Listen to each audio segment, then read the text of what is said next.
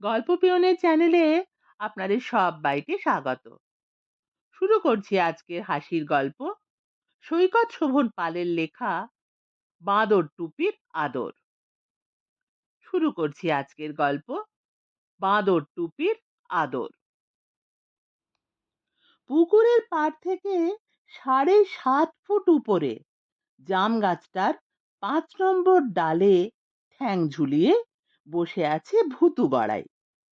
সকাল থেকেই তার পেট ভালো নেই। মাটি থেকে কুড়িয়ে বাড়িয়ে এটা ওটা ব্যাং ছুঁচো যতবারই খেয়েছিল, 5 মিনিট অন্তর সবই আবার মাটিতেই ফিরে গেছে। শেষে ভূত জাতির কবিরাজ উড়ুক্ক পচাকান্ত এসে পথ্যি বাতলালো, এক টানা 2 ঘন্টা নিজের ডান পায়ের বুড়ো আঙুল চুষতে হবে। সেই আদেশ পালন করছে ভূতু। বিগত 1.5 ঘন্টায় ননস্টপ চুষে পুরো আঙুলটাকে প্রায় 20 আঙুল বানিয়ে ফেলেছে, কিন্তু নো রেজাল্ট। পেটের মধ্যেকার পিলে চমকানো ভুটুর ভাটুর আওয়াজটা কিছুতেই যে কমছে না। ভূত জন্মের উপরে বেচারার ঘেন্না ধরে গেল। শুধু অখাদ্য কুখাদ্য খাও আর এর ওর ঘাড়ে চাপো। অবশ্য দ্বিতীয় কর্মটি সে আজকাল ছেড়েই দিয়েছে। চাপা বলতে তো একমাত্র মানুষের ঘাড়ে ভর করা, কিন্তু তার উপায় আছে? আজকাল লোকজন বড় বেয়াড়া, আচমকা ঘাড়ে ভূত চাপলে তক্ষুনি ঝেড়ে ফেলে দেয়, নয়তো দাঁত মুখ খিচিয়ে বিচ্ছিরি সব গালিগালাজ দিতে শুরু করে। ভয়ে তো ভুতুর হাত পা পেটের ভিতর সেধবার উপক্রম। এমনিতে সে নিতান্তই ভীতু ভূত। লোকে বলে ও যখন মানুষ ছিল তখন নাকি একদিন ঘুমের ঘোরে ওর বিশাল ভুঁড়ির উপর একটা পুঁচকে ছারপোকা এসে দাঁড়ায়। ব্যাস, বেমক্কা কাঁচা ঘুম ভেঙে তাকাতেই ভূতু গড়াইয়ের চক্ষু ছানা বড়া। সে ভীষণ আতঙ্কে যখন চেঁচাতে লেগেছে, তখন সেই ছার পোকাটা পেল্লাই এক ধমক দিল। ওই ধমক খেয়েই 5 বার হেঁচকি মেরে পটল তুলল ভূতু। তারপর থেকে ওর ভূত জীবন শুরু। বুড়ো আঙুলটি মুখের মধ্যে পুরে নিজের বেয়াড়া ভাগ্যের মুন্ডুপাত করছিল ভূতু। এ তল্লাটে প্রচুর ডাঁসা ডাঁসা মশা হয়েছে, এক একটা সাইজ ল্যাংচার মতো। এই জাম গাছেই থাকে 1,000 তিনেক।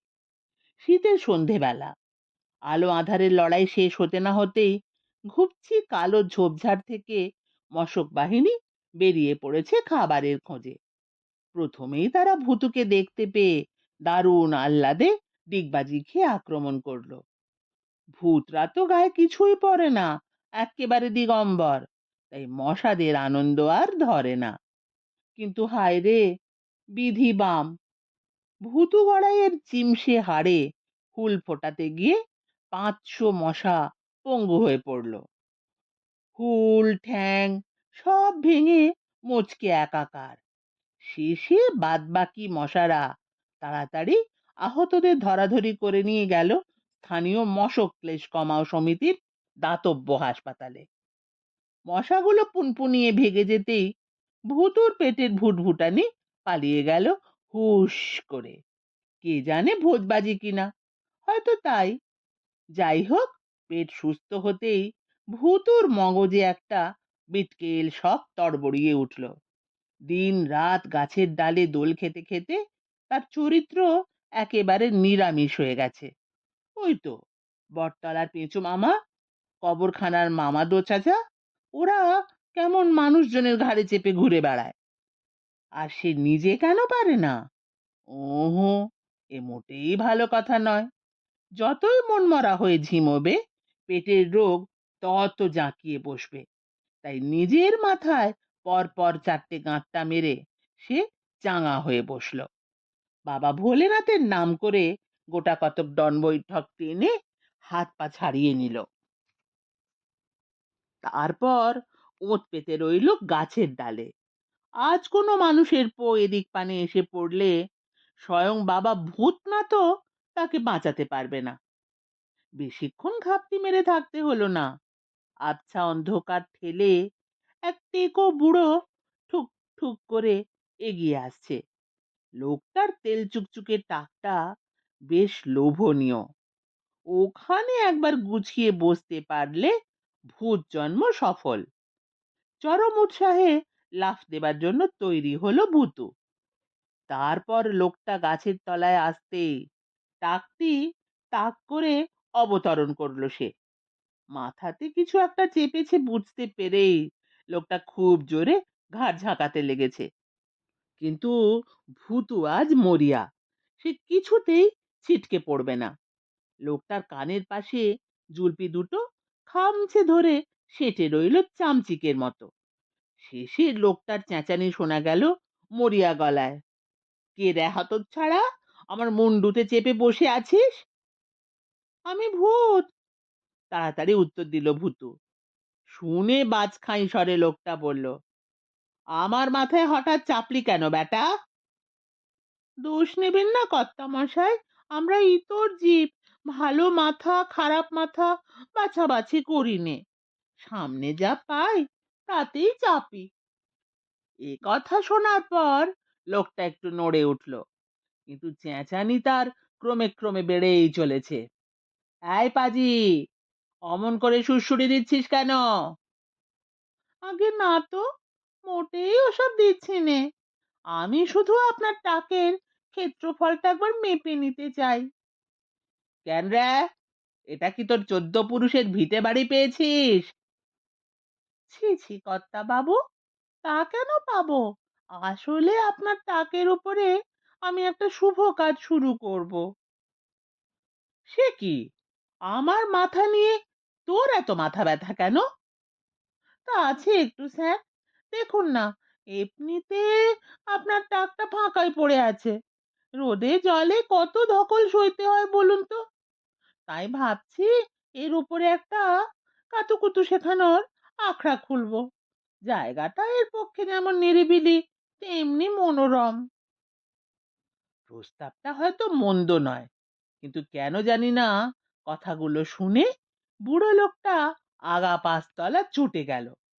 ভয় টয় তো পেলই না, উল্টে তেলে বেগুনে জ্বলে উঠে বলল, এই, তুই নেমে আয় বেটা, তোকে খড়ম পেটা করে হুঁকোর জল গেলাবো। এদিকে ভুতু গড়াইও নিজের কর্তব্যে অটল। সে সাফ সাফ জানিয়ে দিল, আপনার টাকের জমি আমার নামে রেজিস্ট্রি না করে নামছি না। ও, ধম্মপুত্তুর একেবারে জবরদখল করে বলে কিনা রেজিস্টারি। বচসা চলল আরো কিছুক্ষণ, কিন্তু ভূতের সঙ্গে যুক্তি তর্কে জেতা মানুষের কাজ নয়। আবার টেনে হিঁচড়ে নামাতে গেলে খামচে টামচেও দিতে পারে। অগত্যা বুড়ো লোকটা বিনয়ের অবতার হয়ে ধানাই পানাই শুরু করলো। ওদিকে ভূতু গড়াইয়ের সেই এক গোঁ, কোনো কথাতেই আর চেঁড়ে ভিজবে না। আর তাছাড়া অনেকদিন পরে একটা জবর মাপের টাকে চাপা সম্ভব হয়েছে। নিজের সাহসের কথা ভাবতে ভাবতে ভুতুর 10 ইঞ্চি বুকের ছাতি ফুলে 20 ইঞ্চি হয়ে গেল। এই প্রথম ভূতগিরির উপরে একটা আস্থা ফিরে পেল সে। মানুষকে জ্বালাতন করে এত আনন্দ, আহা হা হা, কি মজা, কি ফুর্তি! হঠাৎ এরই মাঝে মিনমিনে সুরে লোকটা বলল, ও বাবা ভূত, অভয় দাও তো, একটা কথা বলি। উক্তিটা বেশ আমেজ করে শুনলো ভূতু। সে এখন ঠ্যাংয়ের উপরে ঠ্যাং নাচিয়ে আরামে আধশোয়া, সেই অবস্থাতেই চোখ পিটপিট করে অনুমতি দিল। তা বলতে পারেন। বলছিলাম কি, বড় ঠান্ডা পড়েছে তো, তাই যদি বাঁদর টুপিটা একটু পরে নি, তোমার কোনো আপত্তি নেই তো? তোমাকে অবশ্য নামতে হবে না, নিশ্চিন্ত হয়ে আরাম করো। প্রস্তাবটা মঞ্জুর করলো ভূতু গড়াই। মোটের ওপর লোক শান্ত হচ্ছে না, শিরশিরানো ঠান্ডাও এখন ভালোই। মুফতে একটু পশমের গরম পেলে মন্দ কি? কিন্তু বুড়োর ফাঁদে পা দিতে চলেছে, সে কথা কি ভুতুর মগজে আসে? অতএব সে চালে গন্ডগোল করে ফেলল। প্রমাণ হয়ে গেল শুধু মানুষেরই নয়, ভূতেরও ভুল হয়, তাও আবার যেমন তেমন নয়। ভীমরতির চরম মাসুল। মিটমিটি ফিচেল হাসি হেসে লোকটা একখানা খয়েরি রঙের পুরনো বাঁদর টুপি ঝোলা থেকে বের করলো। তারপর একটু ঝেড়ে ঝুড়ে নিয়ে খপ করে মাথায় চাপিয়ে টেনে টুনে আঁটো সাঁটো করে সোজা গলা অবধি নামিয়ে দিতেই ভুতুর দফা রফা। এমন বিকট খাঁচায় বেচারা জন্মে ঢোকেনি। যে টাকের উপরে বসে সে এত হম্বিতম্বি করেছে, সেই টাকেই তার চিঁড়ে চ্যাপ্টা হওয়ার জোগাড়। বাঁদর টুপির টাইট গেঁড়া কলে পড়ে চুপসে গুটিয়ে ভুতু একেবারে 1 টাকার কয়েনের মতো হয়ে গেল।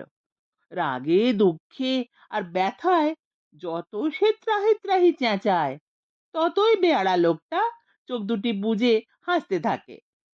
ভুতু বিস্তর যুক্তিতর্ক দেখালো, গালিগালাজ থেকে কাকুতি মিনতি সবই করলো, কিন্তু ব্যাটা বুড়ো মহা ঠ্যাটা। অবশ্য শেষ অবধি ভুতু অনেক ঘেমে নে ধস্তাধস্তি করে রেহাই পায়। কোনো এক যুগে টুপিটার পিছন দিকে জনৈক মহান ইঁদুর ছোট্ট একখানা ফুটো করে দিয়েছিল। হাত পা চালাতে চালাতে সেটা খুঁজে পেয়েই প্যাঁকাটির মতো পাতলা দেহ গলিয়ে সুড়ুত করে বেরিয়ে ভুতু সেখান থেকে পুড়ুত। বাপরে বাপ, কি নাস্তানাবুদ! লোকটার খপর থেকে পালিয়ে সে লেংচে লেংচে রওনা হলো উড়ুক্কু পচাকান্তর ডাক্তারখানার দিকে।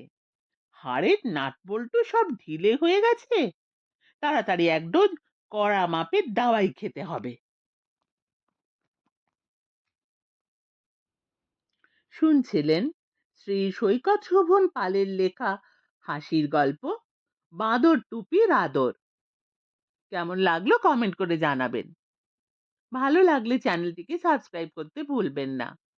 ফিরে আসছি আবার কোনো নতুন গল্প নিয়ে।